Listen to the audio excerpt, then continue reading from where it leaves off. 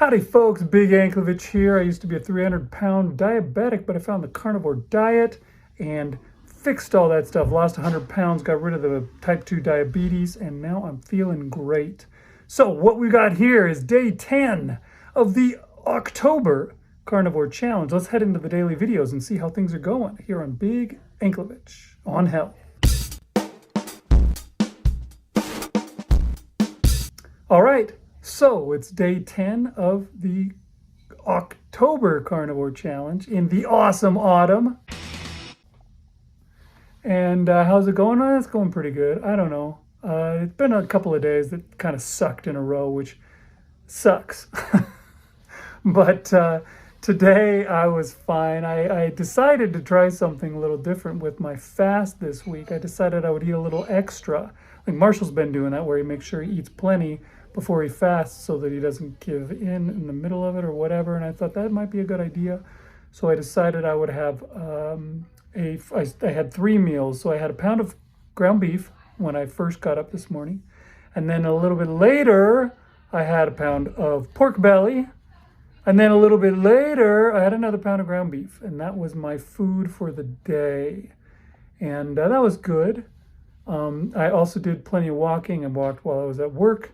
Back and forth in the room. I need to get, it would be cool if I had one of those freaking treadmills that you can walk on while you use your computer. That would be cool. But I don't have that. So instead what I do is I'm stuck in this room. I walk back and forth, pace back and forth in the room to get my steps in. And then when I get home, I do my usually walk. And that's what I did. It's a walk which gets me like 10,000 steps all by itself. So I finished out the day with 19,000 steps. And yeah, heading into the fast and feeling great. We'll see how it goes. Let's head over and see how Marshall did today. Hey carnivores, Marshal Latham here for day number 10 of October, doing the beef, butter, bacon, and egg challenge. And today was a little bit better day than I had yesterday. I still wasn't 100%, but I did end up going into work. I had some stuff I needed to do, and I did come home early and took another nap, but that's just to catch up on some of the sleep. And just when you don't feel well, it's good to get lots of rest. So I did that. I did not go for another walk today. I skipped that again. Hopefully over the weekend I'll get back on that.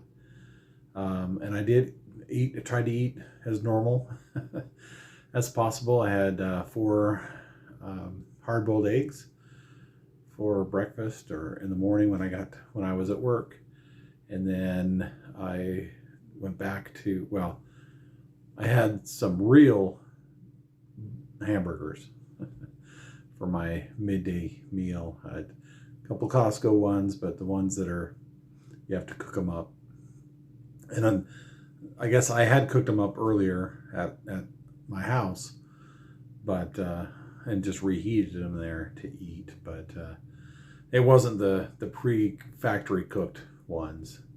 I had cooked them up here. So yeah, that's not a lot to eat, but I still don't feel great. I feel better, a lot better than I did yesterday, but my appetite is not there, and I don't know what that says. Should I be making myself eat more carnivore? Would that help me feel better? Somebody made the comment that, well, if carnivore is so great and you're doing carnivore, well, they didn't say it this way. This is the way I took it. I can't remember the exact words they used, but pretty much saying, well, if you're doing carnivore and carnivore is such a healthy way, you shouldn't be getting sick. And that's pretty absurd way to look at things. It's like, oh, but it's okay that you get sick when you're eating a bunch of crap. But if you're doing carnivore and you get sick, something's wrong with that. That proves that carnivore isn't good. And again, I'm extrapolating this. They weren't really accusing me of that, but anyway. You can still get sick when you're doing carnivore. You can catch a virus. You can whatever. The rules of nature don't.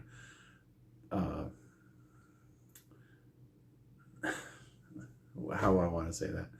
you're not totally exempt from any ill health. There's all kinds of things that can, but it's still the most healthy way to eat, right? I mean, that's what I've found in my experience of doing this. You're better off. You're going to be more healthy. You're going to be sick less often, I would think. I haven't been doing this long enough to prove that, probably. But it doesn't mean that you're exempt from getting sick. If you get the flu, you get the flu. That kind of thing. But I do think your immunity probably goes up more when you're doing carnivore. But again, I can't speak from personal experience there. But yeah, I mean, you're going to get sick every once in a while. And this is a strange, it's like flu-like symptoms. Like I broke a fever 2 nights in a row as I was sleeping. And so obviously something's going on there. But I never got to the point where I was throwing up or anything like that, you know, which you can get when you're having flu-like symptoms. So anyway, that's probably more than you wanted to know about me being sick. But I did eat, I do feel better today, and I did eat more today, and I eat better stuff. I'm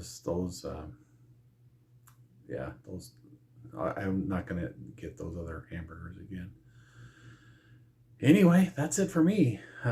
Hope you have a great week, and hope you're doing well in your carnivore journey. Yeah, that's true, Marshall. It's funny because I think that kind of stuff sometimes too. You know, you feel like you're invincible, like you're the friggin' last son of Krypton or something when you're on carnivore.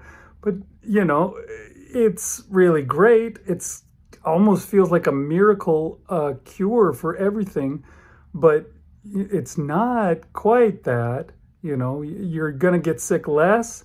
And when you get sick, it'll probably be less severe because your immune system's going to be way stronger and way better able to handle stuff because you're not throwing, you know, stuff at it all the time that it doesn't even know what a germ is anymore because it's busy fighting, you know, the things that's getting through your leaky gut or whatever.